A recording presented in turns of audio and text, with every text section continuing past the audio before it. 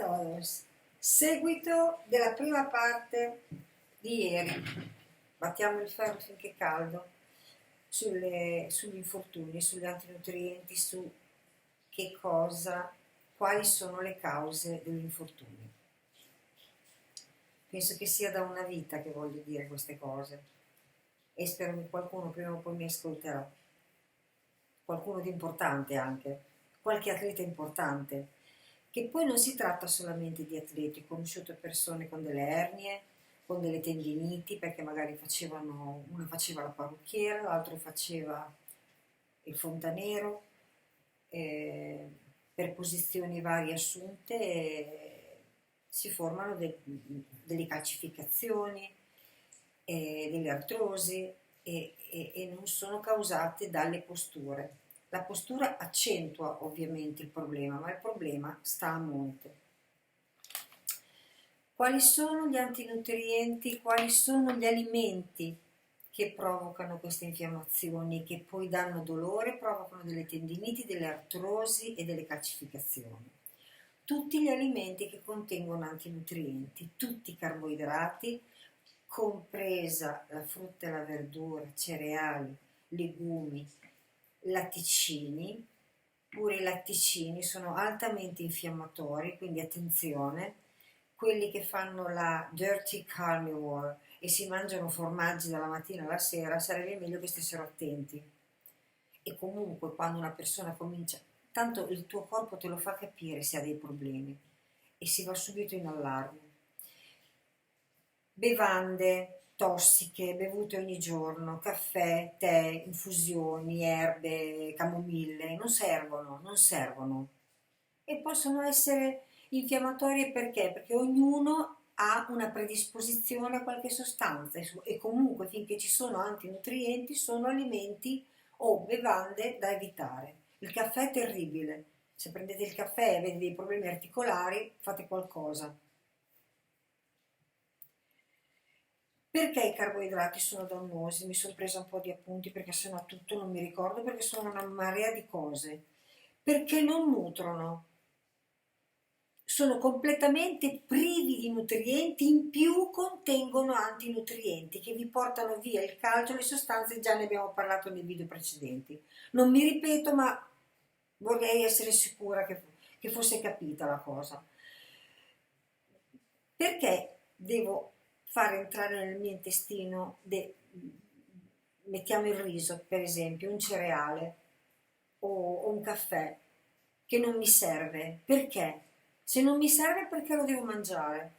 Se il riso ha 380 calorie, vai a guardare i valori nutrizionali e ci sono solamente 82-83 grammi di carboidrati provenienti da un cereale che provoca la permeabilità intestinale, perché lo devo mangiare? Sono veramente sicura che mi serva?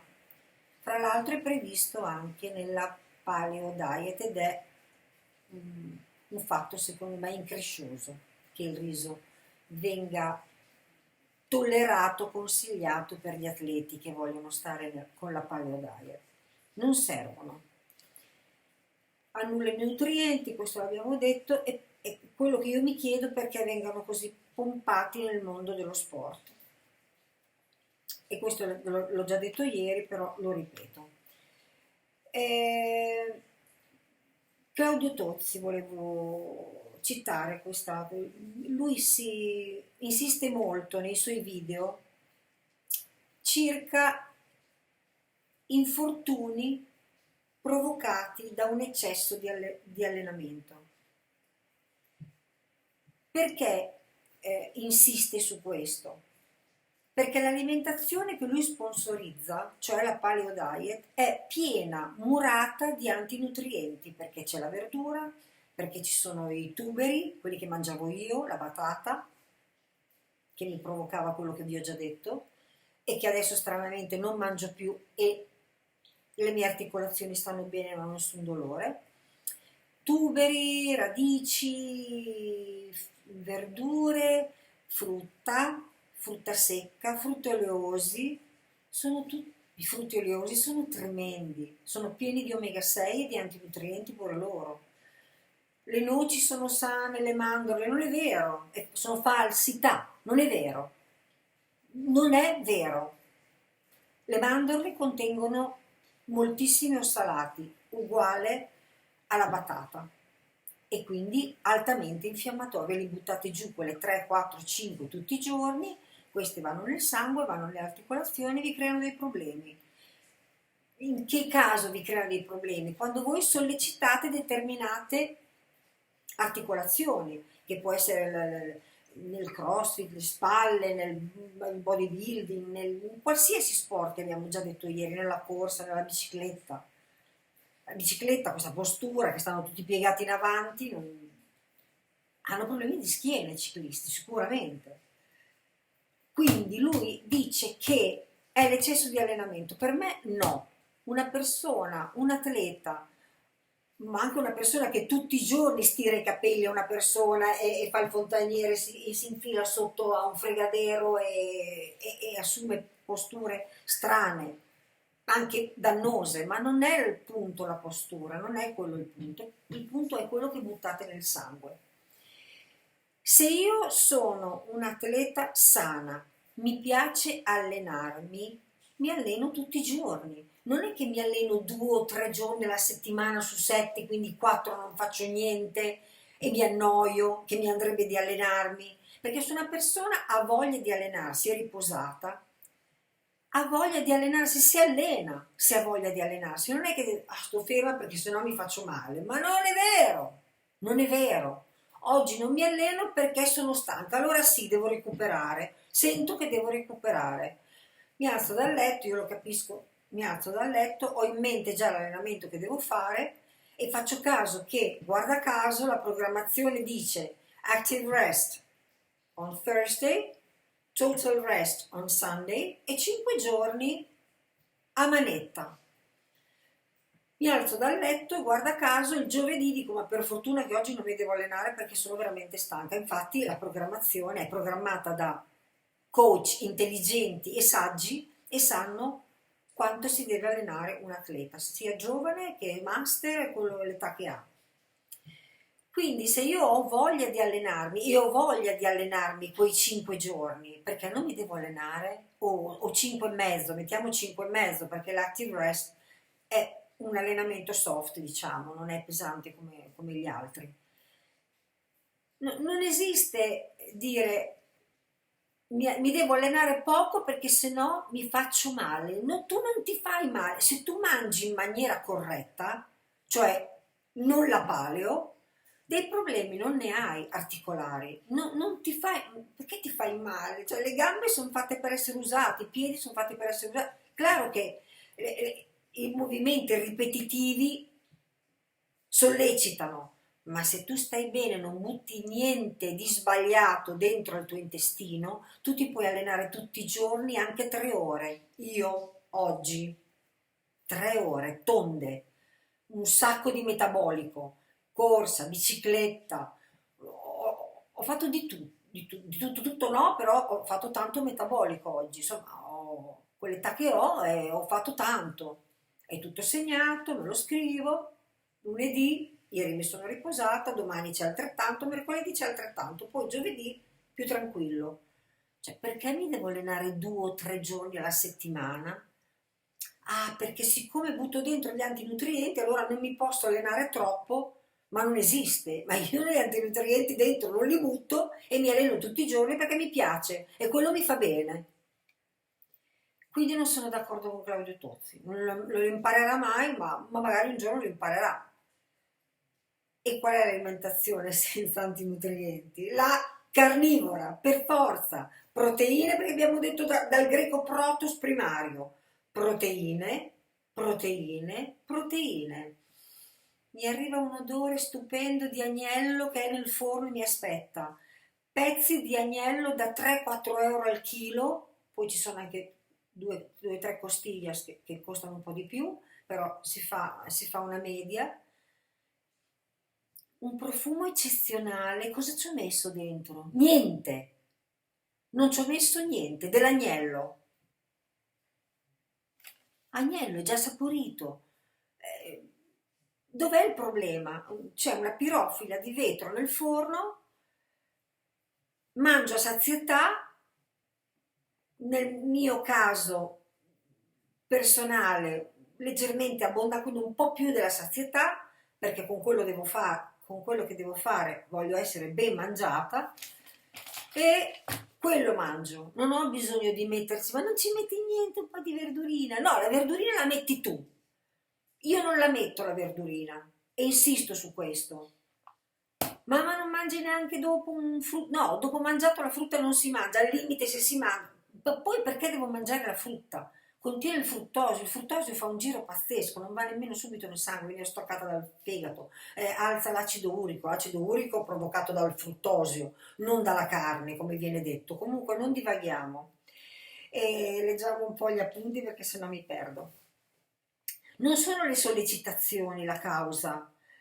È certo che in presenza di carboidrati tutti, frutta e verdura compresi, caffè compreso e vari alimenti tossici di cui si abusa, quella è la causa degli infortuni, non l'eccesso di allenamento, è come l'eccesso delle proteine. Quanto è l'eccesso di proteine? Io mangio un sacco di proteine, ma per te è un eccesso, per me no, è quello che mi serve.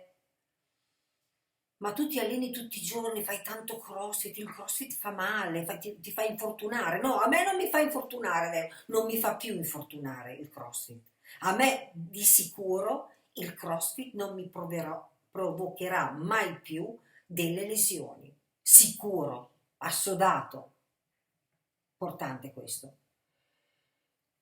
Il caffè l'ho detto, però ci sarà da parlare molto di più del caffè. Vedo crossfitter che hanno gareggiato questo weekend, l'ho già detto, mangiare dei gelati prima della gara. E il coach contento, andiamo nella gelateria. No, ma non si mangia il gelato prima di una gara, comunque ma che se lo mangino. È sbagliato, al limite dopo.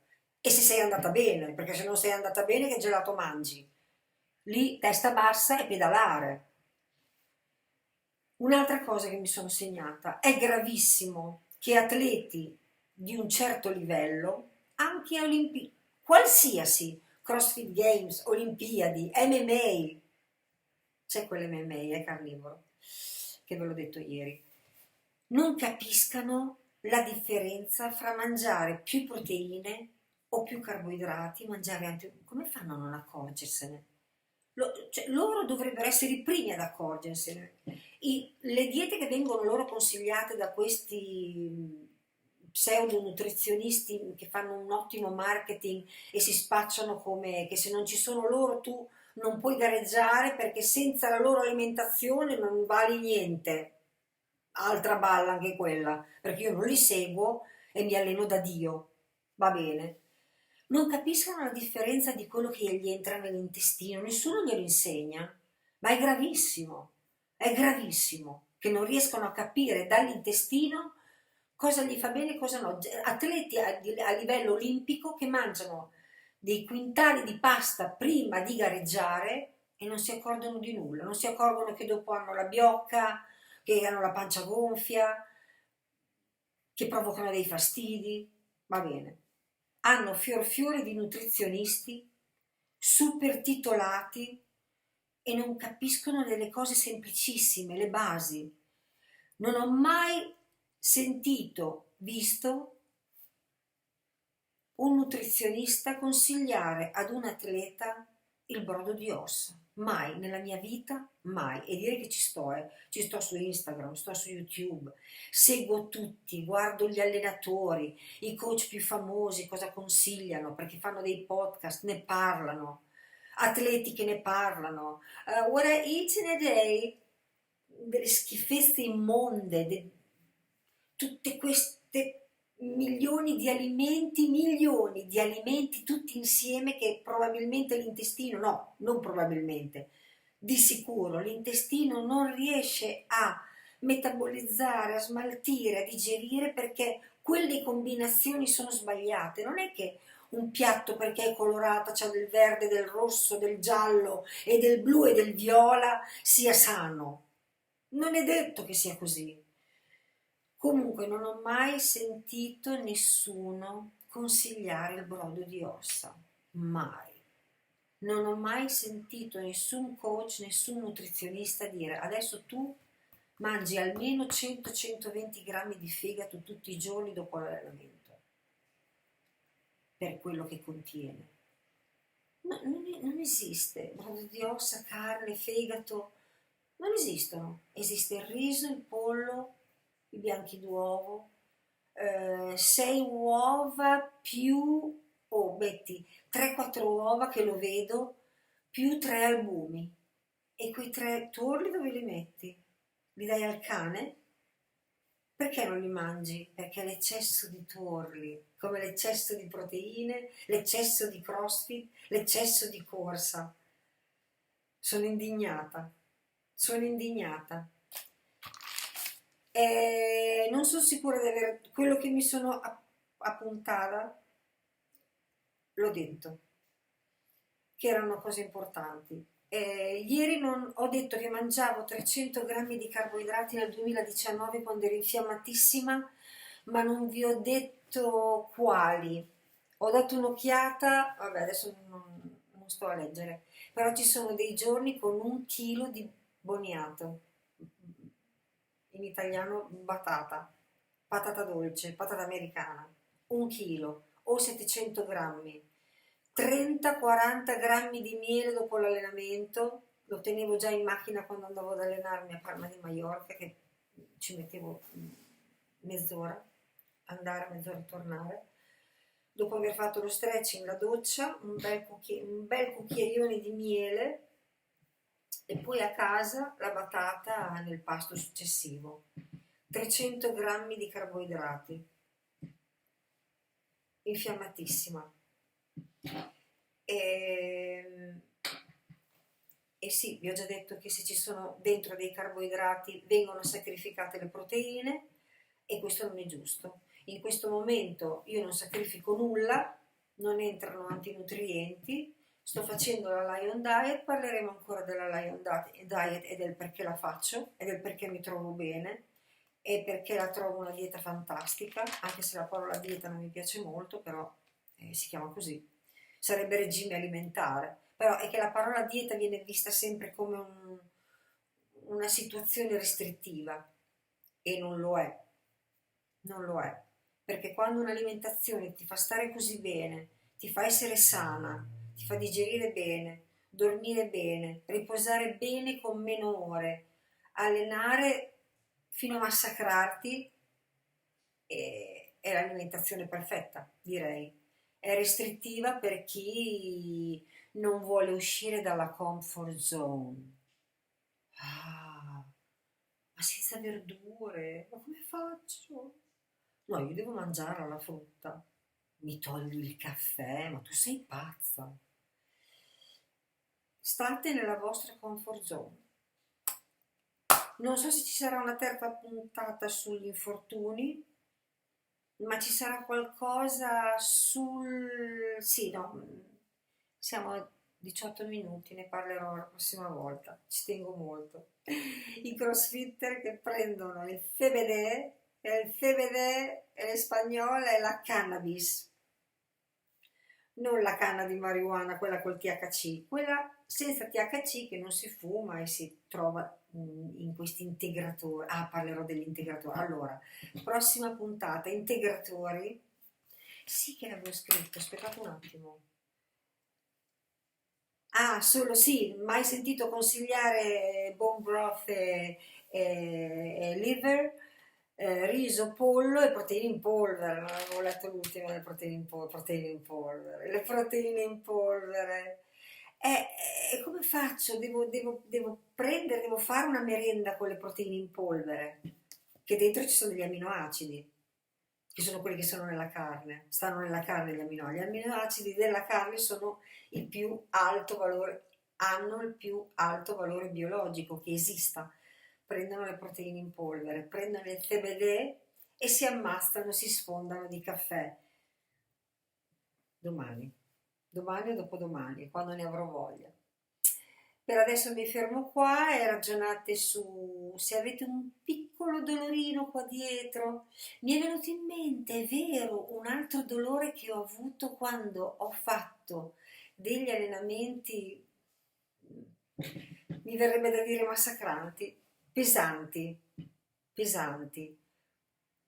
Per un campionato mondiale al quale ho partecipato nel 2020, vabbè, l'anno scorso, in febbraio, che mi faceva sentire il bisogno di mangiare, vabbè, la prossima volta, di mangiare tanti carboidrati. E lì è vero, non avevo ancora il dolore qua, avevo così così il dolore qua e avevo un dolore qua che mi faceva tranquillamente girare la testa a sinistra ma non a destra. È vero, mi è venuto in mente anche quello, volgarmente detto torcicollo, o comunque sì, cervicale. Cervicale è intestinale, ma è tutto intestinale, però la cervicale è anche, sì, è risaputo che sia intestinale, quindi mi è venuto in mente un altro dolore, è vero. E lì mangiavo sia batata sia riso.